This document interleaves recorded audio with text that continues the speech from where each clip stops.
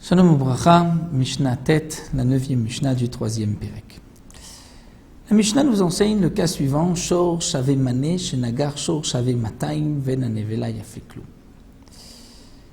D'après ce que nous avons étudié dans les Mishnayot précédentes, on va reprendre la phrase. D'après ce que nous avons étudié dans les Mishnayot précédentes, nous allons pouvoir facilement déchiffrer cette nouvelle Mishnah. Un taureau Shave Mané, qui vaut un mané, c'était une pièce de l'époque qui correspond à 100 zouz.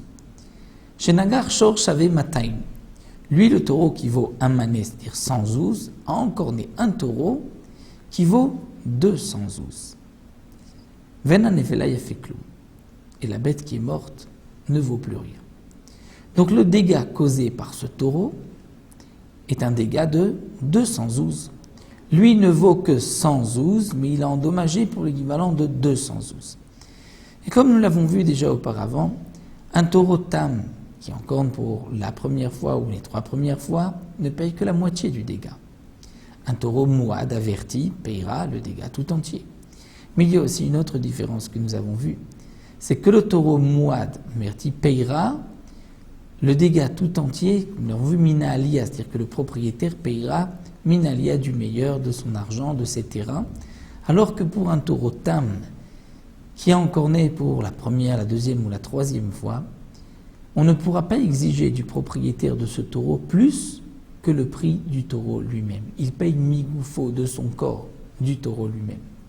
Donc là, lorsque nous avons un taureau qui vaut 100, qui endommage un taureau qui vaut 200, et la nevela ne vaut plus rien. Donc le dégât est de combien? De 200. Si ce taureau est tam, celui qui est encore né, encore pour la première fois, donc il ne doit payer que la moitié du dégât. La moitié du dégât, c'est 100. Puisque lui ne vaut que 100, alors notel est achor. Le propriétaire du taureau qui a été endommagé prendra le taureau qui est vivant, qui a endommagé. Migoufo, c'est ainsi qu'il se fera rembourser. Maintenant, dans un cas où Shor Shave Mataim, nous avons un taureau qui vaut 200.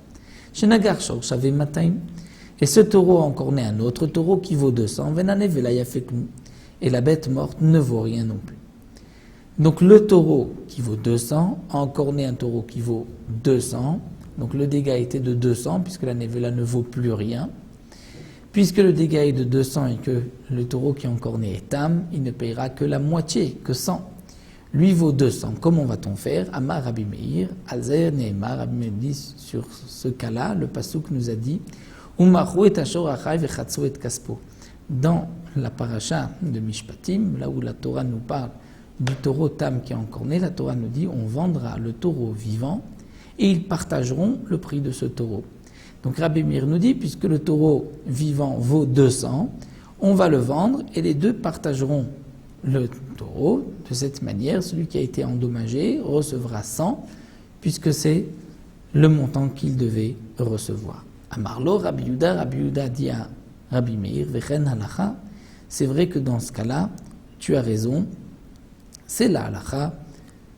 Le taureau vaut 200, a endommagé 200, mais il ne doit payer que 100, donc on vendra le taureau vivant et on partagera sa valeur en deux. Mais nous dit Rabbi Yehuda, de cette manière, tu as expliqué le passage qui dit on vendra le taureau vivant et on partagera sa valeur.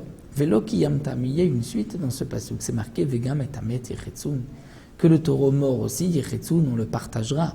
D'après toi, si le passage nous parle d'un cas où la bête, la nevela, ne vaut plus rien, donc il n'y a aucun intérêt à partager la bête morte. Vegam et Amet Yechetsun. Si encore une bête morte, elle peut être utilisée pour être vendue au chien, elle ne peut pas être vendue à celui qui doit manger une bête cachère, une bête qui a été égorgée, mais on pourra la vendre même à un Israël, un juif, pour qu'il puisse donner à manger à son chien une bête morte, ou on pourra la vendre à un non-juif qui ne mangera pas, qui n'a pas besoin de manger une bête égorgée, qui peut manger même une bête qui est morte. Donc on pourra vendre la bête, on récupérera l'argent, et la Torah nous dit, Yechetsun, on partagera. Pourquoi partager, dit Rabbi Yehuda, dans le cas que toi, Rabbi Meir, tu proposes? Alors, continue Rabbi Yehuda, il nous dit non, la Torah nous parle dans un autre cas. Ve'eze, dans quel cas il s'agit? Zeshor Shave Mataim, Shenagar Shor Shave Mataim. La Torah nous parle du cas d'un taureau qui vaut 200, qui a encore né un taureau qui vaut 200. Ve'anevela Yafa Chamishim Zuz. Et la nevela, la bête morte, vaut 50 zouz. Et comme le Barthénoura nous l'explique, elle vaut aujourd'hui 50. Et la machloquette ici entre Rabbi Yehuda et Rabbi Meir, c'est que c'est vrai qu'au moment où la bête a été encornée, où elle est morte, elle ne valait plus rien. Mais juste après, elle a pris de la valeur. Il y a eu de la demande pour de telles bêtes et elle vaut aujourd'hui 50 zouz. Ces 50 zouz appartiennent à qui? Pour Rabbi Meir, les 50 zouz de cette nevela appartiennent au propriétaire de la bête qui est morte. Pour Rabbi Yehuda, les 50 zouz appartiennent aux deux. Et donc, puisque le taureau valait 200, le taureau qui a été encorné, et que aujourd'hui la nevela vaut 50, c'est que le dégât était de 150. Donc normalement, il ne devra payer que la moitié, 75. Eh bien, Rabbi Yehuda nous dit, dans ce cas-là, c'est ce que la Torah nous dit, puisque le taureau vivant vaut 200, donc ils vont se partager le taureau vivant, chacun prendra 100, la moitié. La Torah nous dit, on vendra le taureau vivant, ils partageront Chatsu et Kaspo, sa valeur, donc chacun prendra 100. Mais le taureau qui est mort et qui vaut aujourd'hui 50 sera aussi partagé, chacun prendra 25.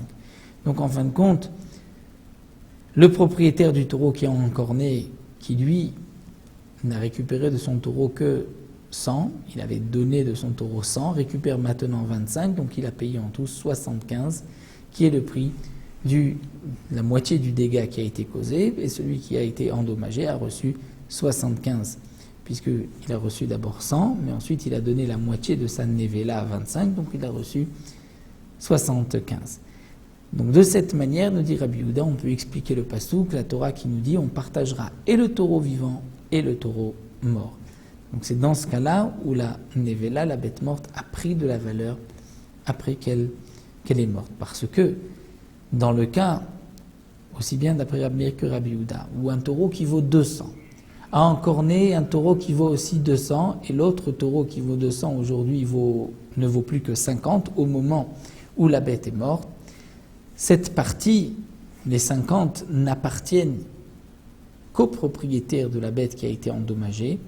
Et donc on évaluera juste la différence de 200 à 50, c'est 150. Et il ne payera, le propriétaire du taureau qui est encore né, que 75. Mais il ne pourra pas prendre la moitié de la bête qui est morte, puisque la bête qui est morte appartient seulement au propriétaire de cette bête-là. C'est seulement lorsque la bête a pris de la valeur après le dégât que là nous avons une marloquette entre Rabbi Meir et Rabbi Yehuda. Ce que nous avons donc essayé de comprendre ici, c'est dans quel cas la Torah parle précisément lorsque la Torah nous dit qu'on partagera et le taureau vivant et le taureau qui est mort. Voilà, donc nous nous arrêtons ici à la Mishnah.